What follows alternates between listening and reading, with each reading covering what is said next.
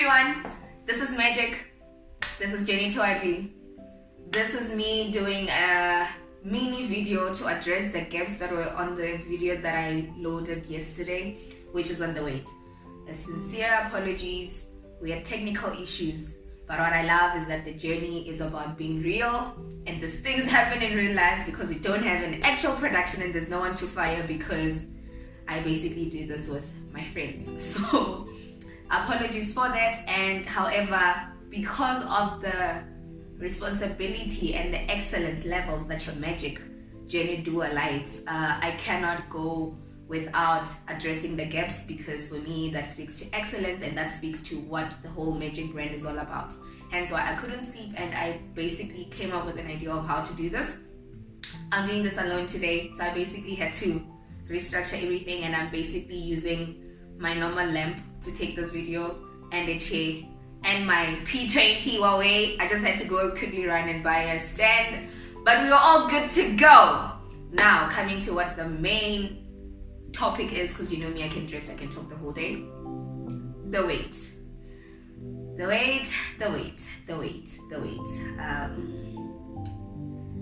The parts that were cut out yesterday or in the video that I released was the story where I was talking about how I continued dating as per usual, but I would date without being sexually active.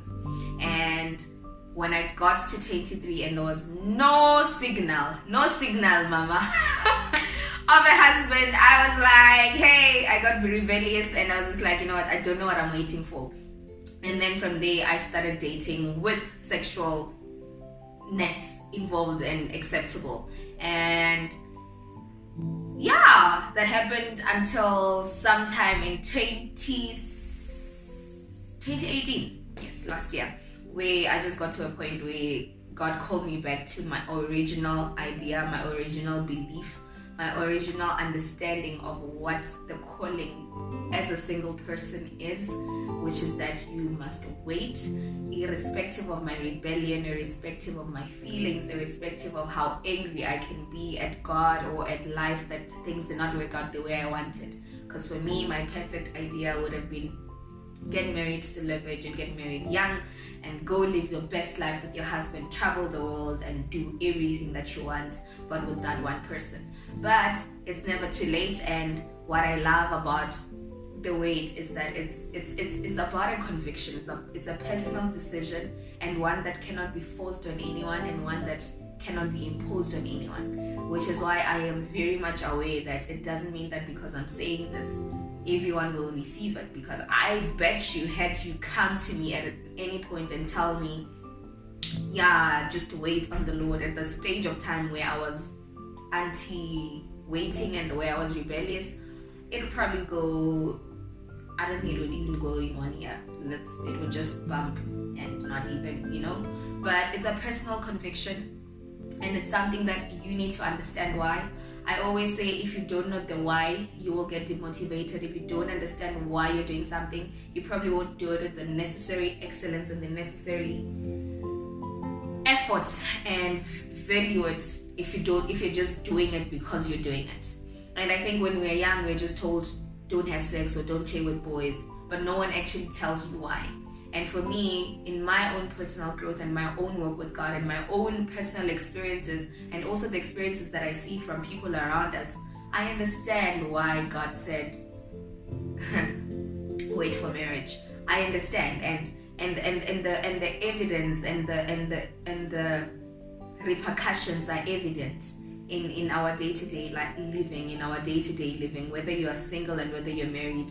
We cannot deny the fact that we all know the consequences of having sexual encounters with someone who is not your own, or having sexual encounters with multiple people, and having sexual encounters with, oh no, he's just my boyfriend, but then how many boyfriends will you have? So if you sleep with all your boyfriends, I don't know. For me personally, it's to put value on me, but most importantly to respect my husband as well, because my greatest fear is my husband being in a room and every guy in that room is just, oh gosh, guys gossiping, oh gosh, and these guys are just there whispering, ooh, how is she? Is she still tight? Is she such, oh gosh, like I would kill. I don't want my husband to be embarrassed. That's one. Two, is for my own understanding, because I understand the importance of why waiting, the benefits of what comes with waiting. And even if you don't want to spiritualize it, even if you don't want to put it in a Christian context, it is also important for your self-discipline, because with everything else that we do in life, self-discipline is important, and it's what keeps us geared, and it's what moves us from one level to the other. And for me, self-discipline doesn't only relate to waiting in terms of sex, but self-discipline in everything that I do. Self-discipline in how much effort I put in growing myself, how much effort I put in learning to cook, how much effort I put in how I dress and how I look. Self-discipline in a sense of, where do I go? Am I responsible with my finances? Am I responsible with the time that I've been given? Do I use it productively? Self-discipline spreads across different things, and the weight also applies across different things. Yes, obviously when we're speaking about relationships, the main topic when we speak of the weight is waiting to have sexual intercourse, because for me, the reason for that, I looked at it and I'm like, most guys that I dated, I was excited about them. They were exciting. I was attracted to them sexually. And it started off as a sexual attraction, and then, yeah, you start being active, and then whatever. Then along the way, okay, what is this? Oh no, we're dating. Oh yeah, you're my boyfriend, you're my girlfriend. Oh, okay, cool. And then 2 months in, you're just like, I can't deal with this person, or we are like on two different planets. Are you even a Christian? Oh yeah, no, I believe in God and ancestors. And you're just like, okay, how is this gonna work? And why get to the main questions after? For me, that's like, the grown me cannot understand that and cannot accept that. I refuse to accept that I have to start with a sexual attraction. Do you have the core principles of the man that I want? Do you have the core principles of someone who can father my children? Do we have the core beliefs, similar beliefs? Are we going to be able to raise a family on that foundation that is common?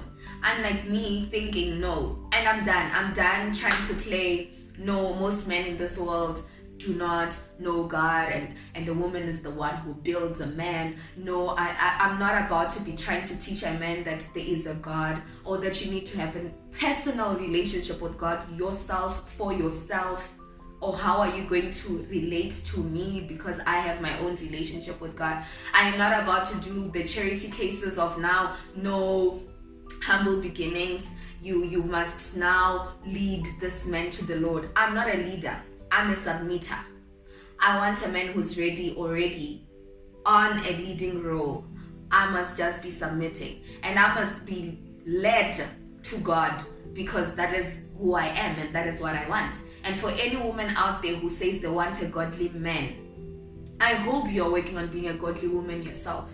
For women and vice versa, men also, when you're saying you want a godly woman, are you working on being a godly man yourself? Because even people who are not so religious, or who don't really give their relationship with God or their Christianity any value, will still throw words like, I want a godly woman, or a woman who loves God. What does that even mean? What are the characteristics of a woman and a man who loves God? For me, that is someone who obeys God, someone who puts God first above themselves, and someone who puts God's word and instruction above their own feelings. A friend of mine actually said something that hit me hard. She was like, for her, what is important is a man's word. Do you do what you say you will do? Because that says a lot about your character. And that for her is how she gauges if someone is the one for her. Do they stick to their word? When they promise, do they deliver? And I think that is amazing. That is a good way of also labeling this. Are you really a man of God when you meet me, but the first place you want to take me is your bedroom? Instead of finding out who Kuti is. Do you know what my purpose is? Are you attracted to the person, to the inner me? Are you attracted to the person that comes out when I am am happy? Are you attracted to the person who speaks this way? Are you attracted to a woman who loves God? Are you attracted to a woman who will say in the middle of nowhere when I'm cooking or you're watching TV, just comes and say, let's pray, because maybe the Holy Spirit impressed in me that we need to pray? Are you someone who can handle that? Next thing now, you love Kuti. You see Kuti, you're like, girl be fine. I know I am, but there's more to me. If anything, this is just a shell. And the sex is great, guys, don't get me wrong. Sex is great and I love sex, but great sex in the wrong context is terrible. How many times have you had sexual relations and at the end, you're just, when it ends and the person leaves, you're just like, you feel so empty. You feel like, what am I doing? It's I don't know. Yeah, anyways, so first know me. First know this guy. What are their principles? And how do they live out their lives? Are they responsible? Are they humble? Do they think family is important? Then after, are you attracted to this person? Attracted in a sense, can you imagine yourself being intimate with this person? And it ends there. If you find that all of those things tick, great. That is someone now you can go and say, Lord, I have met this amazing man. My God, he loves you. And God will be like, yes, he does. He does. Because if he loves God, God knows. Like, guys, let's not play. Let's not fall for the he's a church. Not all church guys love God. Not all church guys have a relationship with God. Don't get it twisted. Pray for discernment, women. Pray for discernment, men, to be able to identify and to discern if the spirit behind this person is a spirit that you can connect with. And they could be after God's heart, but not for you. We also need to discern, is this my spouse, or is this just a great friend or someone who will help me grow, and they've been positioned in my life for that brother-sister companionship and for that brother-sister encouragement, because we both need that. I need guy encouragement to tell me like, Kuti, yo girl, if you are looking for the kind of husband you're looking for, maybe start doing this, or maybe start praying this way, or the guys you are looking for are found in so and so places. That is advice that I need, and that is advice I would give to a male friend if they are open for the advice. But let me not drift, Kuti. Let's come back. What am I saying? Let first know the person, and then let the attraction and the chemistry come after. And even when the chemistry is there, do not act on it. Self-discipline is not saying you don't have feelings or you don't have sexual desires and urges. I'm not saying I don't think about sex. I'm not saying I don't sometimes go like, oh my God, I need to get laid. But I go, oh my God, no. By who? Because you don't have a husband. And I chill. I get frustrated for a bit. Maybe go shower, or maybe cook something that I like. I'm just like, okay, I need to take a drive. Not to say that the temptation is not there, which is the key thing in this whole thing. Self-discipline is not in the absence of temptation. Self-discipline is not in the absence of temptation. Self-discipline is in the presence of a lot of temptation, and you still say no. Some people decide, or they're celibate because they don't have a boyfriend, and once they have a boyfriend, they decide, actually, I was just on a break. Yeah, that's not what I'm talking about. I'm talking about really waiting. That even if this boyfriend doesn't come, this husband doesn't come in a year's time, I will still wait. And I have this conversation with God, and I'm like, Lord Jesus, Heavenly Father, yeah, okay. Can it not be 2 years, please? You know? But God is sovereign. He is not controlled by whether I say a specific date. If I am following him and following this instruction, I should be willing to do it fully, completely, and committed so. In a sense that it shouldn't waver based on circumstances. It shouldn't waver that because a certain person is now in my life, I am now going to change everything and change my decision. Which is why it is important, if you have made a decision, to wait. i.e. to be celibate in normal wordings, you can't go date someone who doesn't believe in those principles and think you will change them. Because it has happened in the past where you tell someone, listen, are you sure you want to date me? Yes. Really? Yeah. Why? They give their reasons. Okay. There will not be sex involved in this situation. You see him going like, oh, okay, no, it's fine. You are worth it. Are you sure? Yes, I'm sure. Are you sure? Yes, I'm sure. Cool.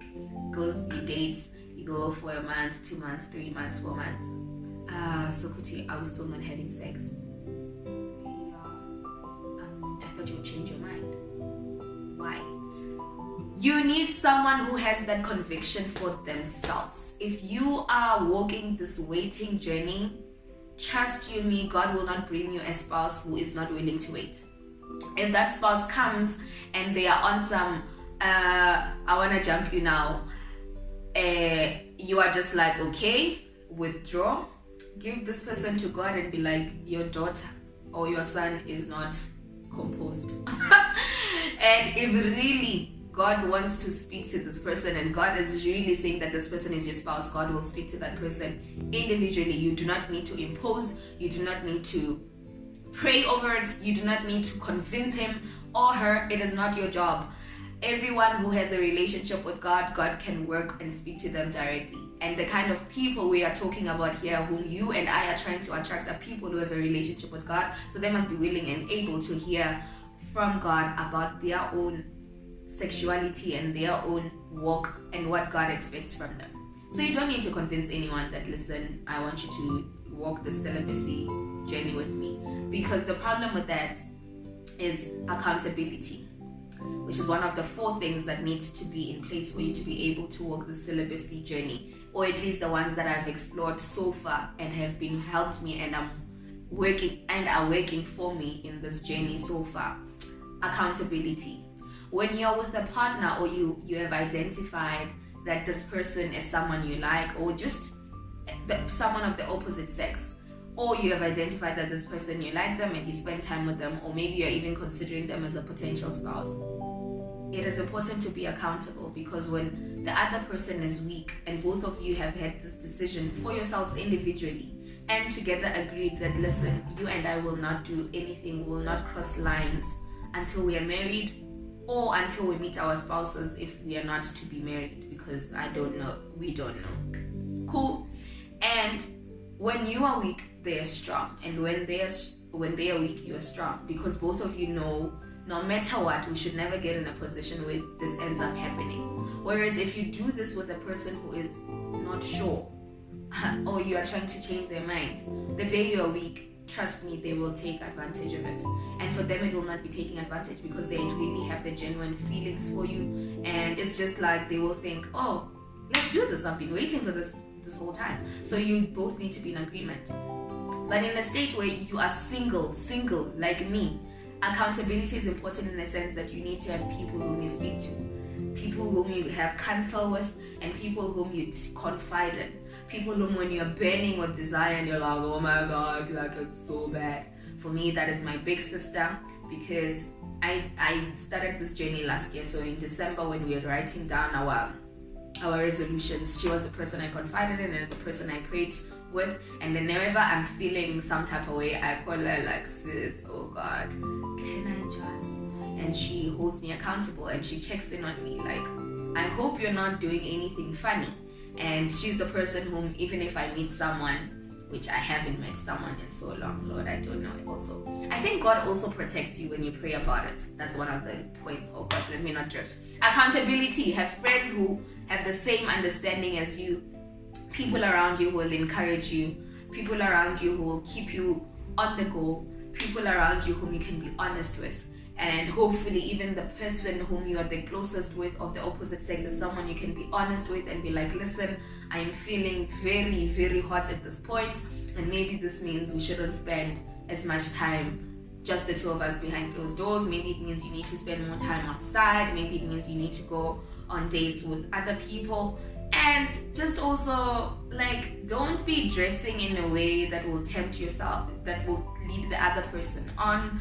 Like, it's just clear things. Like, don't be doing things that you know will lead you on. And guys, have discussions about boundaries. Everyone who is in a relationship and is waiting for marriage, and they are courting or whatever, guys, have boundary discussions.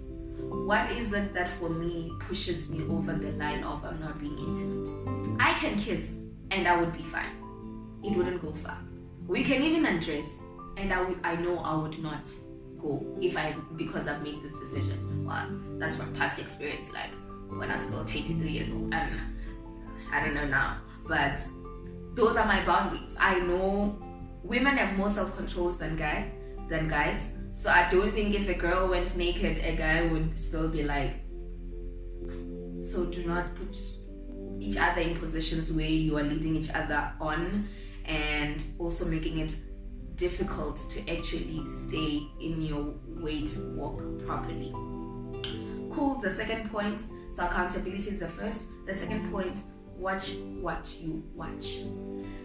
You cannot be still watching porn. Let's not go far.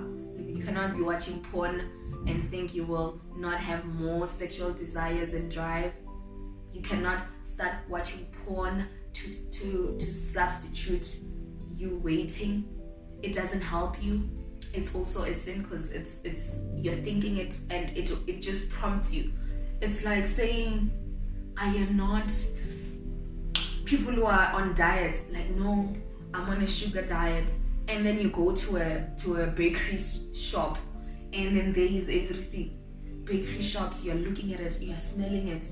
Guys, why? Why are you putting yourself in that position where you are taking in all these things that just makes you want to eat those cookies? Excuse the pun. So don't watch that. Don't watch what you watch, and watch what you read, or maybe start reading what will help you watch yourself grow in the waiting. There's so many books that will encourage you. There's so many books that will help you understand why the wait is important. Read and understand them. And I think the part where the video cut was when I was talking about reading specific books, because the book I'm actually reading, I don't know if I have it here. Oh yes, I do. The 5 Love Languages. This is a book that I read and I'm almost done with it, if not done with it. But it basically speaks about how different people have different love languages. Okay, I didn't plan to do this, but maybe let me just do it. I'll just run you down the 5 basic love languages, if I can find them, because I don't want to read the whole book.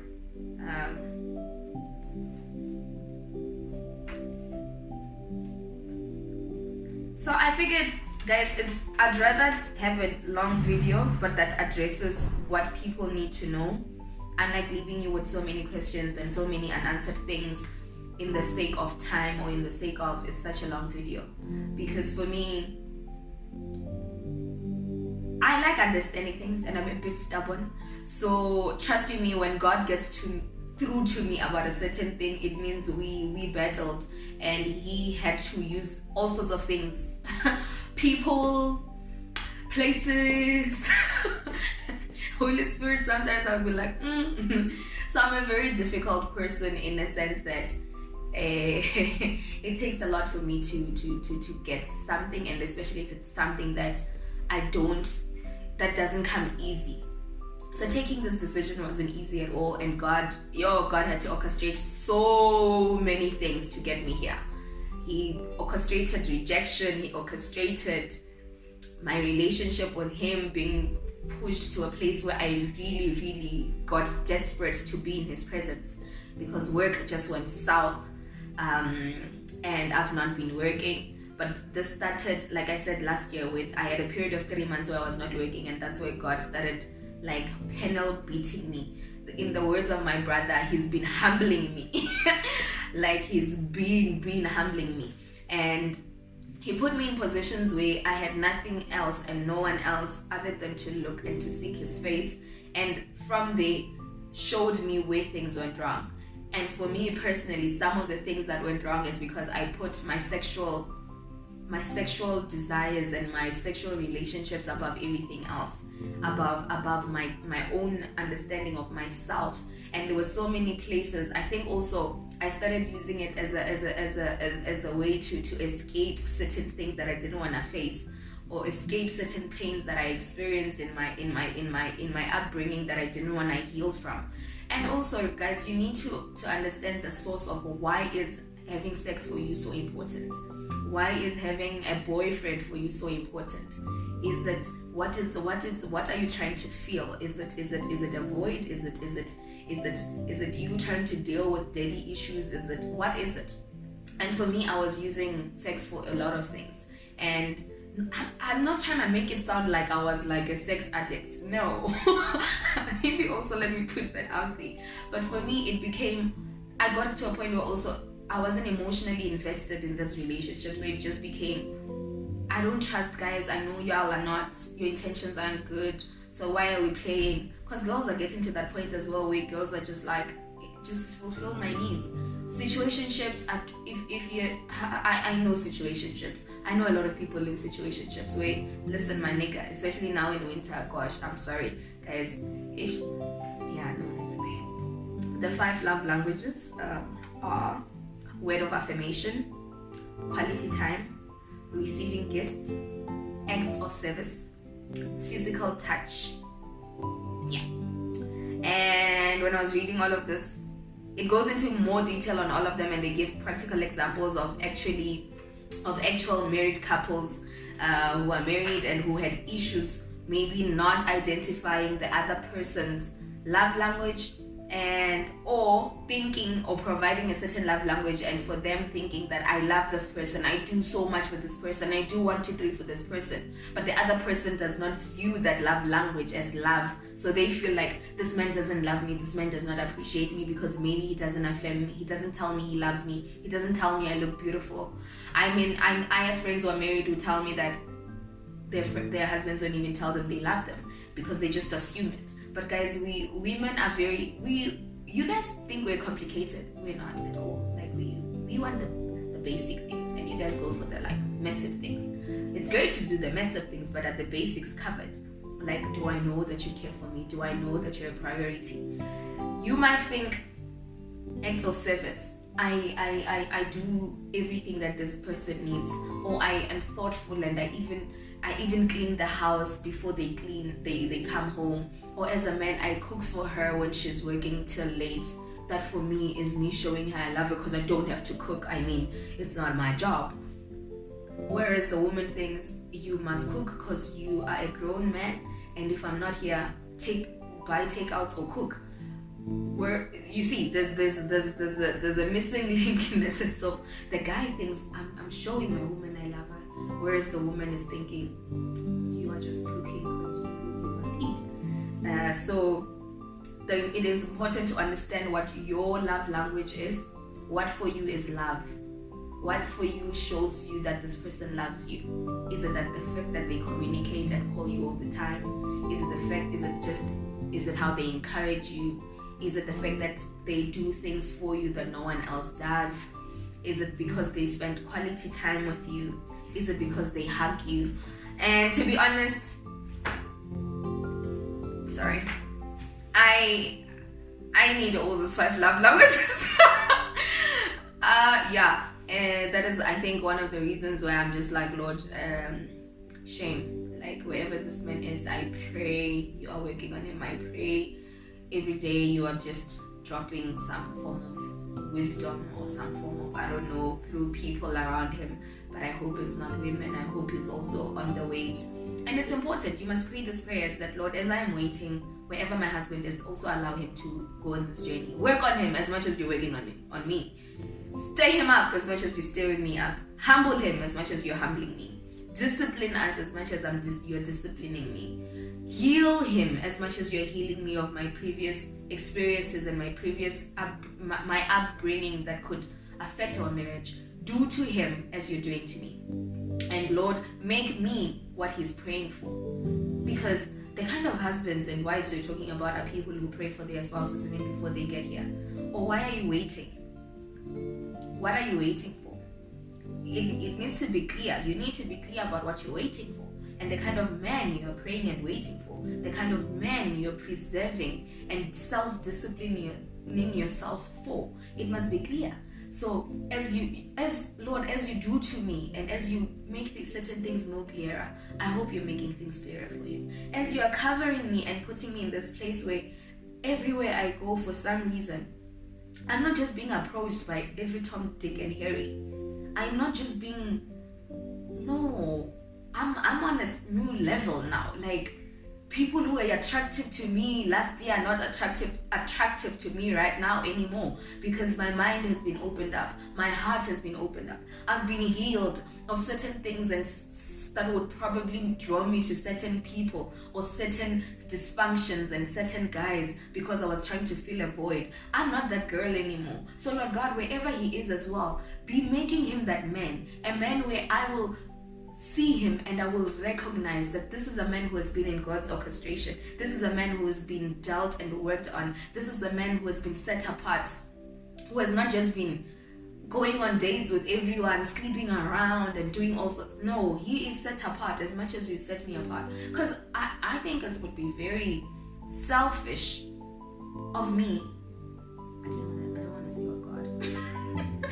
It would be very selfish of me to just self-discipline myself and just chill and relax and say, God, you're doing everything in your timing. I must also co-partner with God and pray that wherever this man is, because I hope he was part of the reason I got this awakening. It would be great if one day my husband says, I was praying that wherever you are, you were waiting. Because I'd be like, my love, I don't know how it happened, but I just got to a realization that I cannot continue living the way I'm living. I cannot continue invest my emotions and my body to someone who is not mine, whom is not the bone of my bone and the flesh of my flesh. Probably that is why God answered. And that would be great. Let me not drift. So, accountability, 1. 2, watch what you watch. 3, read books that help you, like identify your love languages. And also, this also broadens your mind so that you understand the opposite sex. You understand that, okay, this person doesn't affirm me, but there's something else that they're doing. Ask them, is this your love language? I recommend this book for anyone who is in a courtship, anyone who has identified that they love someone and would like to spend their lives with that person, anyone who is still single and still not trying to understand themselves. I mean, I'm not getting paid for recommending this book. This guy who wrote this book doesn't even know me. It is only to help you, because it helped me. And funnily enough, I just walked to a store. I remember I was going to buy the Michelle Obama book, and this book was just sitting there by the counter. And I was like, 5 love languages. I'm like, whatever, this love thing. I'm not about that love thing right now, whatever. And in this book and there were so many love-related books there, and I was just like to that guy, okay, please give me that book. When I got home and I read it, I was just like, I understand why the Holy Spirit led me to this book, and I understand. I am willing to borrow this to anyone who wants it. Anyways, watch what you watch.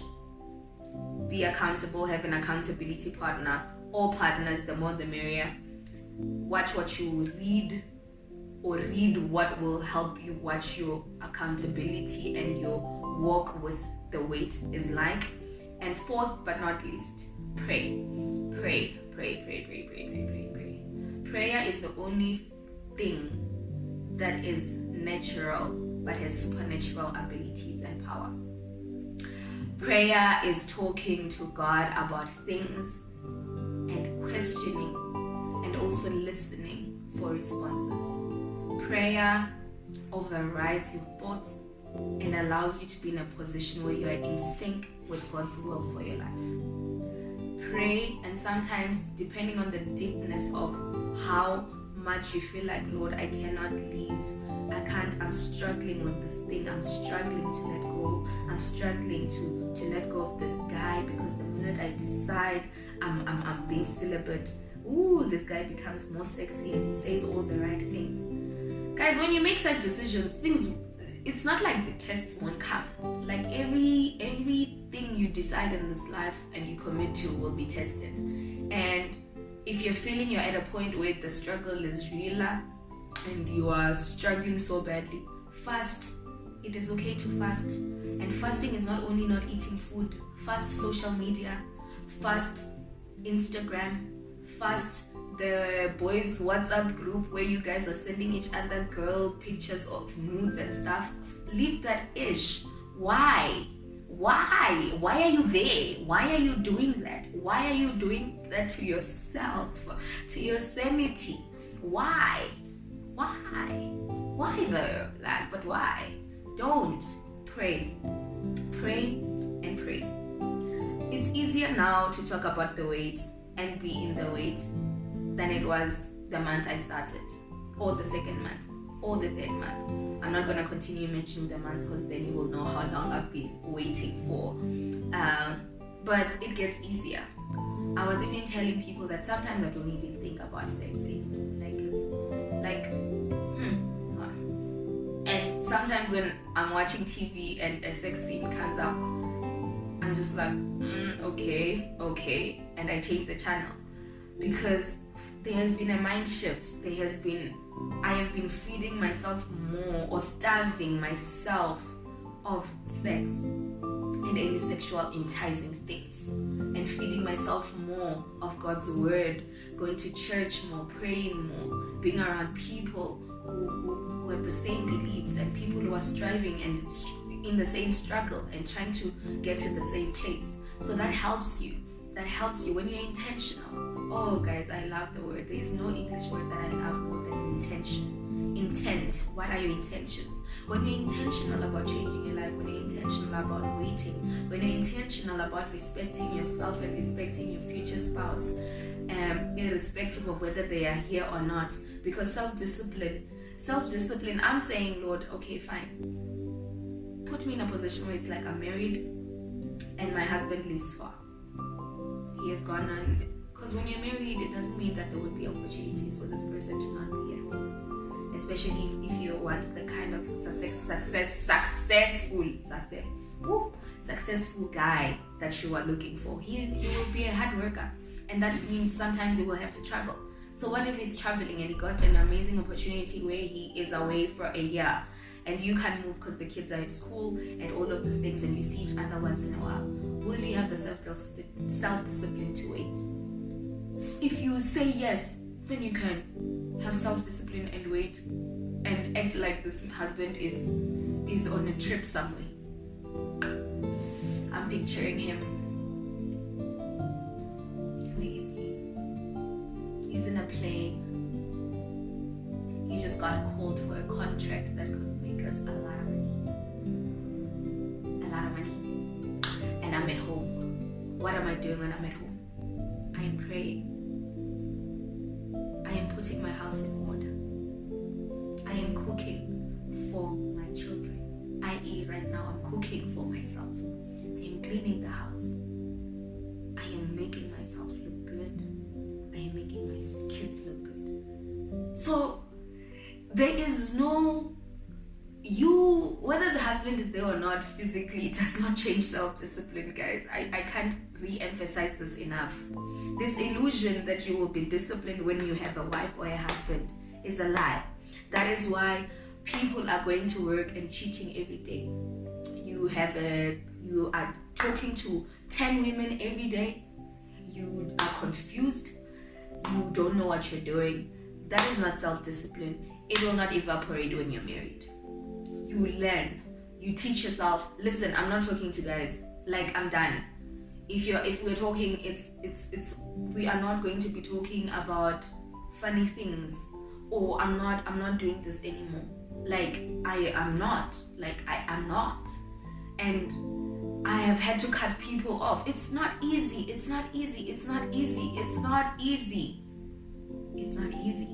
But cut it. This temptation is too hot. I need to cut it. Someone needs to cut it.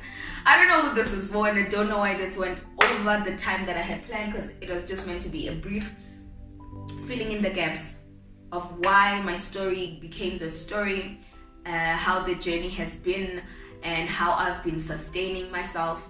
It is prayer, It is accountability. It is watching what I watch. It is reading the books that help me and make me realize why the value of the cost that I'm giving right now. And I strongly believe that once you have that personal conviction and you make that decision and you are not shy about it, don't make this decision and keep it to yourself.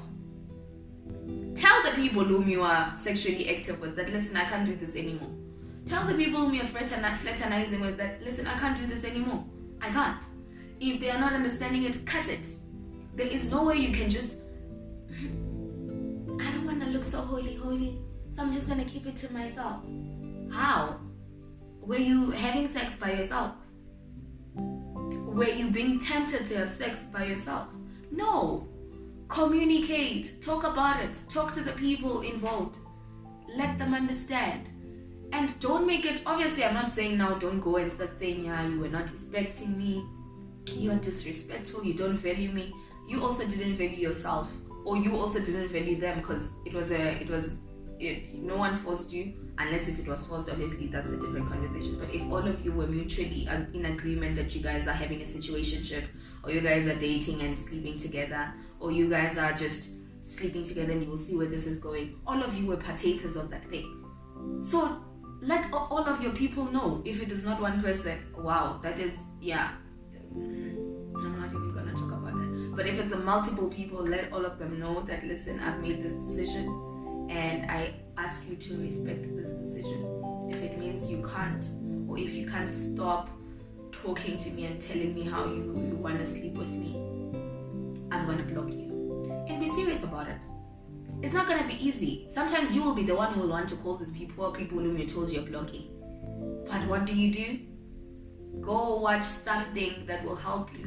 Go watch a sermon.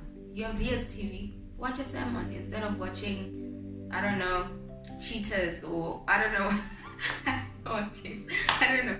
But yeah, the moral of the story, guys, this journey is a personal decision. It is doable. It is not easy, yes, but you need the right elements around you. But most importantly, you need to be honest with yourself. You need to be honest with where you are in your heart, and you need to be intentional about it. And just like any intention, you need to put all the necessary steps in ensuring that you achieve and obtain whatever you intend to achieve. Discipline is an everyday thing. You need discipline at work, you need discipline at home, you need discipline with your finances, you need discipline with your time. You need to watch what you use your time for. So in this regard of the weight, discipline is in a sense that you watch your mind, you watch what you tolerate, you watch what you consume, you watch what you avail yourself to. You watch that you don't cross lines that are not meant to be crossed, and you make sure that you don't go to places where you know you are easily entangled.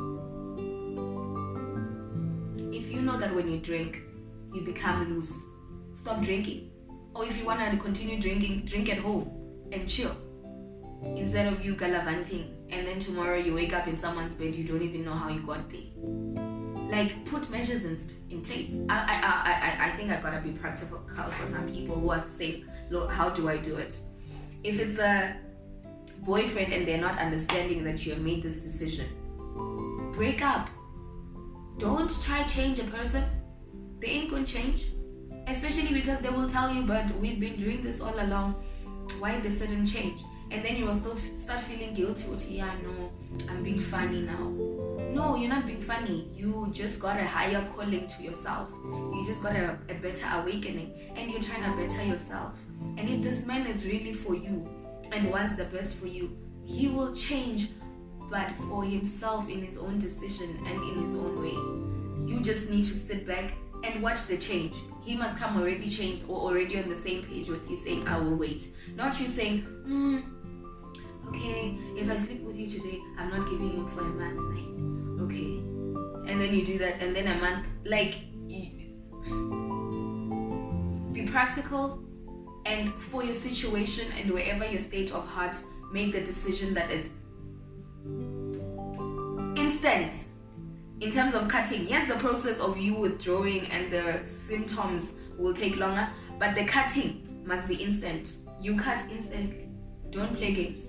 Don't say no. Oh my gosh, I'm the one who even approached this girl in the first place. She didn't even want to have sex before. Or I found her a virgin, and then I introduced her to sex. Now she loves sex so much, I can't now tell her we're stopping. You can even break up with her. You are not Jesus. She will not be the first person who got broken up with, or who got, guys, let's stop. My point is, let's stop making excuses of why we cannot live a pure life. Let's stop making excuses about how we cannot start self-discipline.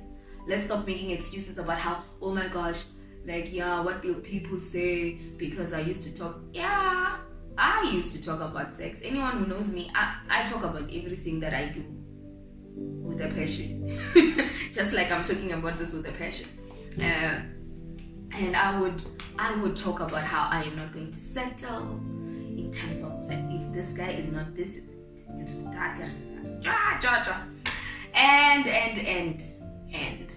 but obviously to my friends alone. Now I have to expose myself to the whole of the YouTube world, and this will be on YouTube. I don't know how many years from now even my kids will get to see me, but at least I will be saying, my child, my friend, it is doable. It can be done. There is hope. There is hope. There is hope for the one who has never had sex and decided and stuck to their decision until today. Well done, and continue on that. I know it is not something that people clap about. It is not something that people applaud you for. If you're a guy, it's even worse. Guys make you feel like you're stupid, or you're just not man enough. My brother, my sister, continue. And I always tell anyone whom I met and they were still a virgin that even when I used to talk about sex, I would still say, don't do it, because I know it is not worth it. Then to those who fell along the way, like me, it's not over. You can still change your life. You can still make wiser decisions. You can still go back to the original plan that you knew was destined for your life. You can still go back to the original plan and the original belief that you held on to, that was somehow along the way snatched from you, or which you gave away. But there's hope, and when God forgives, He forgives. Yes, the consequences might be there. The consequences might be that you need to now deal with soul ties cutting. You need to now deal with being emotionally dependent on self instead of depending on other people who came with a sexual burden that you don't need. It might mean you need to start healing as to why do you feel like you need sex, and why are you okay having sex with someone who is having sex with other people? Why are you okay having sex with multiple people? Why are you okay having sex with someone who is not your husband, who is just a boyfriend? Yes, he has given you the title of boyfriend, but that is not what God ordained for sex to happen. Like, that is not the environment or the structure that was ordained for sex to happen in. It's only in marriage. And all these questions might be different for different people, but the main point or the main driver is that it's always a good time to change. And change is the one thing that can bring forth so many other possible and good opportunities and good vibes across your life. If there's one thing that can hinder you, it's sexual sin. If one thing that can progress you is sexual purity, and I'd rather choose sexual purity, because there's just something when you're not in someone's sheets, man. Like, you don't even take anyone's crap, because you're just like, dude, I don't need anything from you. Like, honey, I'm good. And I'm talking now to the career women who think, I have it all, I just need sex, so you just get into situationships. Nah, fam. Nah, don't do that. You don't even, if you get to a point where you have self-discipline, you don't even need the sex. So you won't even take this nonsense from these guys who you know are trash and are not going to take you anyway. And every time you ask, what is this? Yo, I mean, hey, we're just friends, or no, I mean, we'll see how it goes. I'm not ready for a relationship right now, but I really like you. Let's just continue doing this. I mean, we'll see where it goes. You will not sit and wait for let's see where it goes. Nah, it's going straight to nowhere. That is not your portion.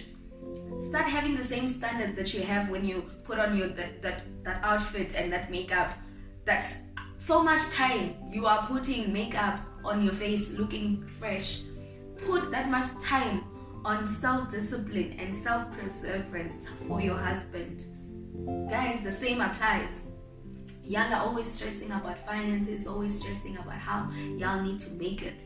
Y'all also need to make it with self-discipline, because most of the problems we're having in marriages, it's husbands who are unfaithful, husbands who have side chicks, husbands who have girlfriends, and.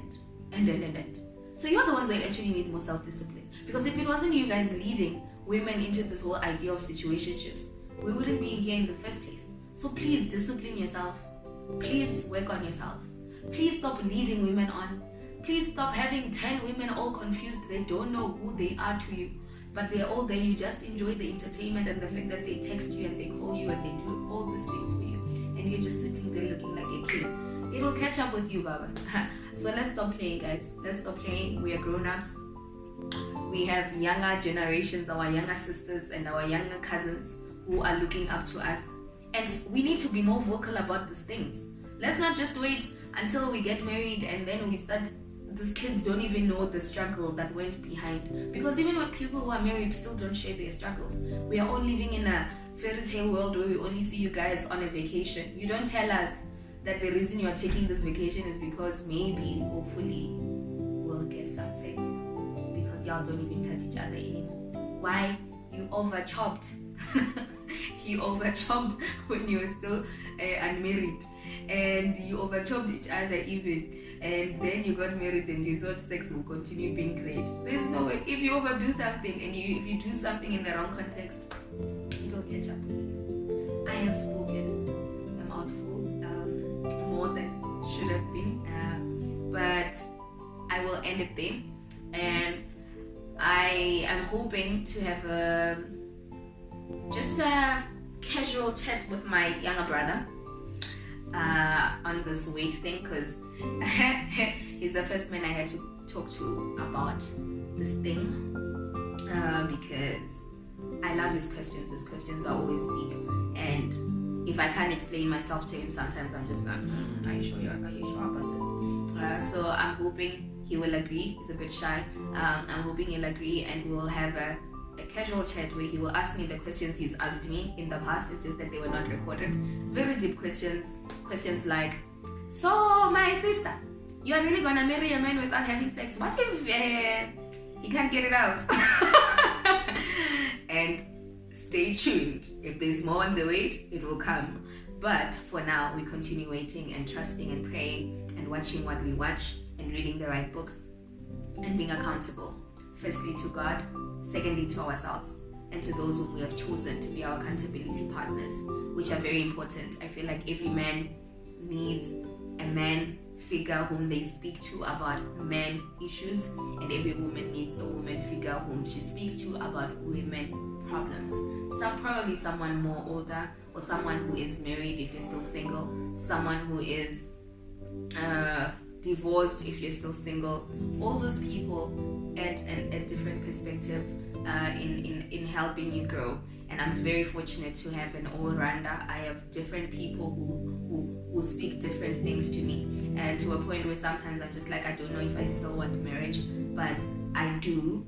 And it's not about the good thing is, it's not about whether I should not aspire for marriage, but more of on the learn to do it differently if you want something different, which is something that I appreciate, because I used to have fantasies about marriage, and somehow in this humbling period, God is also just giving me a different view about what marriage entails, and opening me up that even the people I'm drawn to, or people someone I would be attracted to, is completely different to people who might have dated in the past.